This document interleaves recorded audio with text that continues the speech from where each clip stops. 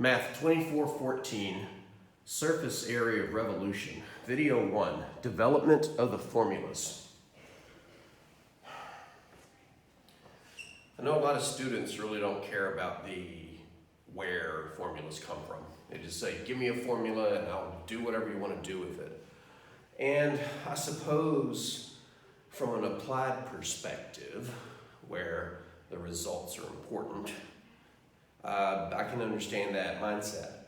But I can't stress enough that being able to create a new idea based on old ideas is a critical skill to have, whether you're a theoretical mathematician or an applied mathematician, because that gives you the skill to adapt to new situations. So even though I'm not going to test you on developing these formulas, I think it's important to at least witness where they come from, because in the future, whatever you may do, you may have to create a new technique for solving a problem based on old techniques that you already know, and it's that skill that I want to focus on. All right, so first off, let's talk about what I mean by surface area of revolution. In some previous videos, we formed some solids by taking a lamina and rotating it around an axis. Well, we could do the same thing by taking some y equals f of x from some x value a to some x value b, and let's say we rotate it around the x-axis, and we would form this solid. It would kind of look like a flat bell. We built a couple of techniques for finding volumes of solids, namely the disk/washer method and the shell method. But this object, if we rotated it around the x-axis, would have what's called a lateral surface. If you can imagine me drawing this object, I'm going to spin it and then set it on its base. It will look something a little bit like this. And we could find the volume, but another question could be, what's the lateral surface area? And when I say lateral surface area, lateral meaning side, I'm not talking about the area of the bases, the top and the bottom. Those are just circles. If we wanted to find the total surface area, that wouldn't be the problem. Just find the areas of two circles. But then the area of the lateral surface, that's the tricky part. So this section is going to focus on finding the surface area of these solids of revolution. So how are we going to do that? Well, first off, we need to find something to erase with. Well, the way we're going to do that is the same way we do everything new. We build it off of something that we already know how to do. And the genesis of integral calculus is math is tricky with curvy things, but it's nice with straight things and sometimes round things, circles. So we're going to play the same game that we've played before. We're going to cut up the x-axis into some pieces. Now I didn't draw a very big curve up here, so I won't cut the x-axis too much. And we're going to take a portion of this graph and treat it as if it were linear and see if we can answer the question, what's the surface area of that solid, the lateral surface area, and then do the calculus moves. So let's take this and blow it up a little bit. All right, so we've got a curve here, given by some function y equals f of x, and we're going over some subpartition or some partition of the interval a to b. We'll call this delta x because it's a change in x values. Well, the way we do this game is we pretend that this curvy thing up here is not a curve, but rather a straight. And we're going to take this solid, which is actually a trapezoid, rotate it around and see if we can find its surface area, and then do the Riemann Sum trick, which is to set up a sum and take a limit as the delta x approaches 0. So what would the lateral surface area be of this object if we rotated it? Well, if we rotated it, it would be what's called a frustum, basically a cone that somebody cut off the top part of. And there's actually a formula for the lateral surface area, which I'm going to abbreviate LSA, of a frustum, F-R-U-S-T-R-U-M. I thought about doing a separate video developing this, and then I realized it would take way too long with the total number of videos I have planned already. But if you want to find the lateral surface area of a frustum, you need to know 3 of its dimensions. You need to know the radius on top, which I'm going to call R1.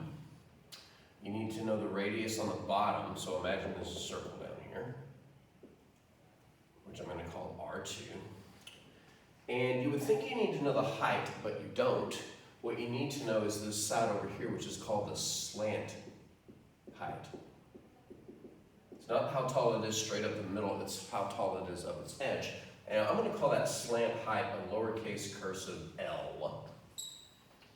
But the area of a frustum, the lateral surface area of a frustum, is simply 2 pi L times the average of the 2 radii. And you can think of the average of the 2 radii as being the radius from the center of the frustum out to the edge. So we could just call that R. In fact, why don't we do that? 2 pi slant height times the average radius, or the radius in the middle. Okay, so assuming we have that tool at our disposal, and by the way, we could figure this out if we had to, but for the sake of time, I'm going to give you that geometry formula, which I'll admit is not a commonly known one. Let's see if we can set up an expression for the surface area over here using that formula. So if we're going to do that, we need to take the important pieces, the average radius in the middle and the slant height over here, and then import them back into this picture. Well, the average radius would be right here, right up the middle. Okay, so there's our average radius. And the slant height would be the length of this orange segment here. So in other words, the slant height would be this diagonal, if you will, of this right triangle if I were to cut straight across. But that's approximately the change in the arc length. In other words, if we were to take the arc length from here to here and then see how much more it went up from there to there, then that would be the change in the arc length. Okay, well, now that we have that, I think we can set up an expression for the lateral surface area of this guy. It would be 2 pi times the radius times the slant height, which is the delta S, change in the arc length, approximately. So I guess I should say approximately. But in anticipation of doing an integral, we're probably going to do it with respect to x. Actually, we'll do it with both with respect to x and with respect to y. So we need to take this thing and let's trick it out so it's all in functions of x. So let's start with the radius. Well, the radius is just the y-coordinate of this point. Let's shoot it all the way up to the graph. The radius is the y-coordinate of that point, but the y-coordinate is just f of some x value. Let's just call this x star. It's actually dead center here, but it doesn't have to be, because when we take the limit as delta x goes to 0, this collapses and it's going to catch that point no matter where it is in that interval. So we have an expression for the radius in terms of x, f of some x value in that subinterval. But what about the delta s?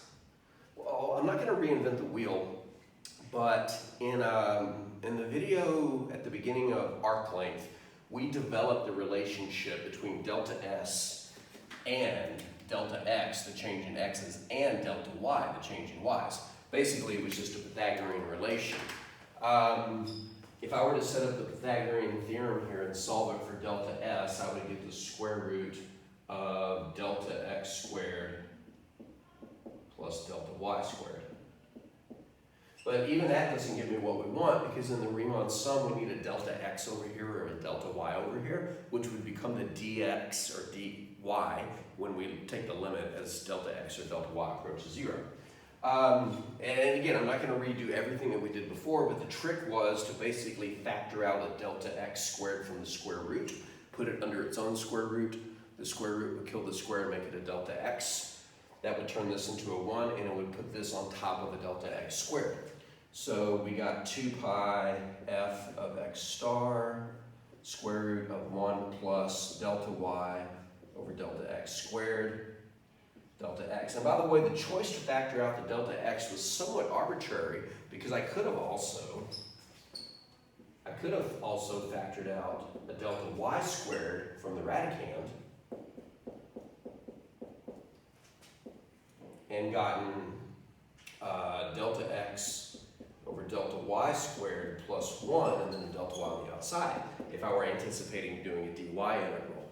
But if I were doing a dy integral, then I would need this to be y's and not x's, but f of x star is just equal to y. So we could change this to y. I'm actually doing two setups at once, a delta x and a delta y. So now we have an expression for the lateral surface area of this frustum, which approximates the lateral surface area of a tiny little sliver of this solid of revolution. We've got it in terms of x, 2 pi times f of some x times the square root of 1 plus the ratio of the delta squared delta x. We've also got it in terms of y, 2 pi y times the square root of pretty much the same thing except the reciprocal of the deltas, and then delta y on the outside. So what does this mean in terms of the entire lateral surface area? This is the lateral surface area of one piece. So let's put one piece, if I can spell. But if we want the total lateral surface area, that would be approximately, because again, this is still an approximation because we're treating it linearly when it probably isn't. The total lateral surface area would just be the sum of these things, 2 pi f of x star square root of 1 plus the square of delta y over delta x, and then delta x on the outside, or the sum of 2 pi y square root of, and I'm going to reverse this addition problem, 1 plus delta x over delta y squared, and then delta y. And then we do the Riemann sum. Now, here's where I got to be a little careful, and I regret taking the delta y approach so casually. Here we're just going to let delta x approach 0. And we get a lateral surface area, which I'm just going to start abbreviating with a capital S. That's the pretty standard variable for lateral surface area. If we take the limit, then the sum becomes an integral. We're going from a to b. 2 pi f of x square root of 1 plus the ratio delta y delta x as delta x approaches 0 gives you the derivative of the function f prime of x squared dx. I'm going to put a box around that because that's kind of the formula. There's some variations on it, as we'll see here in a moment. And there's our formula. It looks a lot like the formula for the arc length. But arc length didn't have all this stuff in front. Arc length was just the integral of the square root of 1 plus the square of the derivative. And for surface area, we take 2 pi times f of x in front of it. Over here, if we let delta y approach 0, then we get pretty much the exact same thing, with two obvious differences. I'm going to leave off the limits of integration just for a second. The y doesn't do anything when delta y approaches 0. And underneath here, we still get 1 plus the derivative, but now because it's delta x over delta y, we're thinking of this as a function of y. So I'm going to put g prime of y squared dy. Put a box around that. And I should make a note that this is if the curve is a function of y. In other words, you have x equals g of y. And I left out the limits of integration because the limits of integration over here were x values. But if we just said, well, what if the y's went from c to d? Then the integral over here would just be from c to d. So as you can tell, right out the gate, we already have options. If we want to find the surface area of a solid of revolution, and we have a curve that's a function of x, and we rotate it around the x-axis, then we would do this integral. But if we have our curve as a function of y, but still rotated around the x-axis, then we have this integral, which look remarkably the same except for one thing. This is y and this is f of x. Now, what if we rotated around the y-axis? Well, I'm not going to redevelop all that, but in the next video, I'm just going to summarize the integral that you would set up based on whether your function is a function of x or y, and based on whether or not you rotate around the x-axis or rotate around the y-axis.